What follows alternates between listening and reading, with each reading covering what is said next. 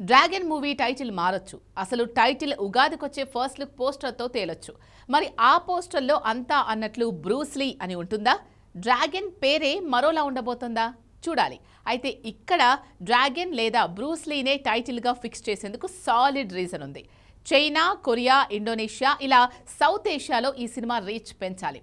అందుకే కథని, అంబియన్స్ని పూర్తిగా చైనా ముఖాలు, వాళ్ళ సాంప్రదాయాలు, వాటితో ముడిపడ్డ మన నార్త్ ఈస్ట్ ఇండియా కల్చర్ని బేస్ చేసుకొని తీస్తున్నారట. దీనికి డ్రగ్స్ మాఫియా బ్యాక్ డ్రాప్ని కూడా యాడ్ చేశారట.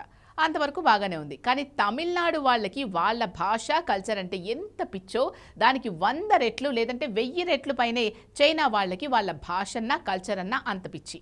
ఇక కొరియా గురించి చెప్పనక్కర్లేదు. వేసుకునే చెప్పులు కూడా వాళ్ళ దేశంవే వాడే బ్యాచ్ కొరియా. అలాంటి మార్కెట్లో ఇండియన్ డ్రాగన్ గన్ పేల్చడం, మన హీరోని, సినిమాలను వాళ్ళు ఆదరించడం చాలా కష్టం. జపనీస్ అంత విశాల హృదయం అక్కడ తక్కువే. అలాంటి మార్కెట్లో మన వాళ్ళకి మంచి వెల్కమ్ సాధ్యమా? అమీర్ ఖాన్ చైనాలో చేసిన మ్యాజిక్ ఎన్టీఆర్ రిపీట్ చేస్తాడా?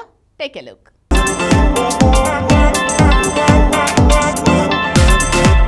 రాజమౌళి తర్వాత ఆ స్థాయికి ఎదిగిన దర్శకుడంటే ప్రశాంత్ నీలే. కేజీఎఫ్ 2 భాగాలు బాహుబలి 2 పార్ట్స్ లానే హిస్టరీ క్రియేట్ చేశాయి.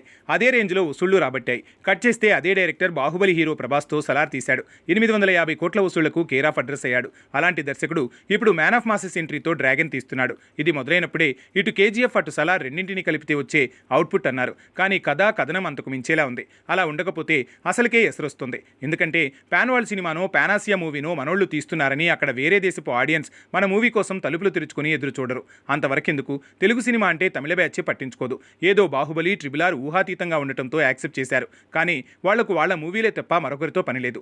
అంతగా తమిళ జనం మరో ప్రాంతానికి చెందిన సినిమాను, మరీ ముఖ్యంగా తెలుగు సినిమాను ఎంకరేజ్ చేయరు. ఇలాంటి లక్షణమే చైనా, కొరియాలో కొట్టొచ్చినట్టు కనిపిస్తోంది.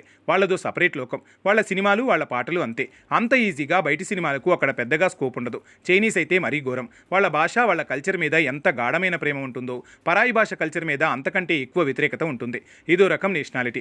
ఆ విషయంలో తమిళోలను మించే ప్రాంతీయ అభిమానం చైనీస్, కొరియన్స్లో కనిపిస్తుంది. సో అలాంటి చోట తెలుగు సినిమాను బ్రూస్లీ లేదంటే డ్రాగన్ పేరుతో రిలీజ్ చేసినంత మాత్రాన ఆదరిస్తారా అంటే డౌటే.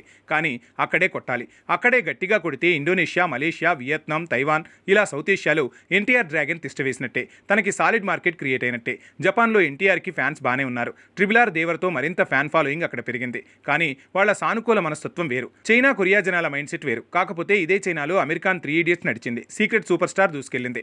దంగల్ అయితే 1200 కోట్ల వసూళ్లు రాబట్టింది. కొరియాలో దృశ్యం మలయాళ మూవీకి కాస్త గుర్తింపు దక్కింది. కాబట్టి మైండ్ బెండింగ్ స్క్రిప్ట్తో వస్తే చైనా, కొరియాలను కొట్టడం పెద్ద కష్టమేమీ కాదు.